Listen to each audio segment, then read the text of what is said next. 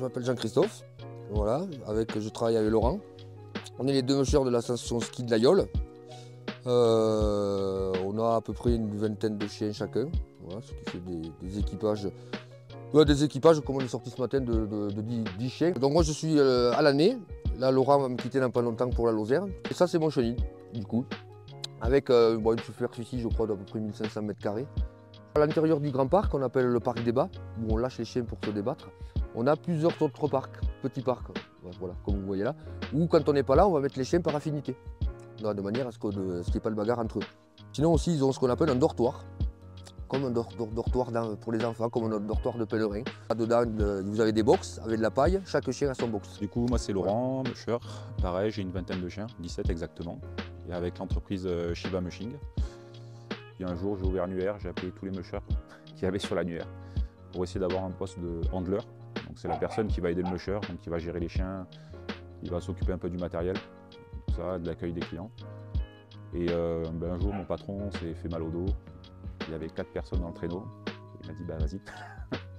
Et une fois que j'ai eu commencé, j'ai passé ma formation, j'ai commencé à prendre mes premiers chiens. Et aujourd'hui, j'en suis là. Ça fait 4 ans que je travaille sur cette station avec JC. On propose des balades soit d'une heure, enfin des activités d'une heure pour 3/4 d'heure de balade, soit des activités d'une demi-heure pour 1/4 d'heure de balade. Voilà, on essaie de faire des petits tours maintenant parce que l'inflation, ça commence à devenir un peu cher. Et le but, c'est que les enfants aussi découvrent un petit peu l'activité sans que ce soit excessif niveau prix. Donc on propose soit sur terre en carte, ce qu'on a fait ce matin, soit quand on est en neige, du coup, là on va partir en traîneau. Donc on a une capacité de 2 adultes, 2 enfants, enfants de moins de 10 ans. Après le problème, c'est qu'ils sont trop grands et ils sont considérés comme adultes. Et après, en carte, on part à 12 chiens et en traîneau à 8 chiens. Après, l'été, on a aussi la canibalade. C'est de la randonnée tractée par un chien. Où là, on va mettre un adulte pour un chien et pour les enfants, on peut mettre 2 à 3 enfants par chien. On a beaucoup moins de demandes quand on n'a pas de neige. Donc, on se fait l'idée du chien de traîneau sur la neige. On n'a pas ce truc de mettre du kart en fait. Beaucoup de gens pensent que ça n'existe pas, tout simplement. Ils sont d'ailleurs pour la plupart étonnés qu'on ait un kart et qu'on puisse travailler toute l'année avec eux. Donc c'est vrai que du coup c'est un peu plus compliqué pour nous quand on n'a pas de neige. C'est assez cyclique sur l'année. Fin d'automne, on entraîne les chiens pour qu'ils soient au max de leur forme en hiver. On fait tout l'hiver à fond. En fin d'hiver, on déshabitue les chiens du travail. On les arrête pas comme ça net, ils deviendraient fous. On les laisse un peu tranquilles sur le printemps. Là, on fait 1 ou 2 sorties de temps en temps pour les défouler un bon coup.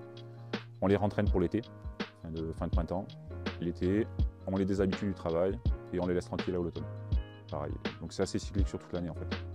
Maintenant qu'on a des chiens qui ont l'habitude de faire ça, tout s'apprend par mimétisme.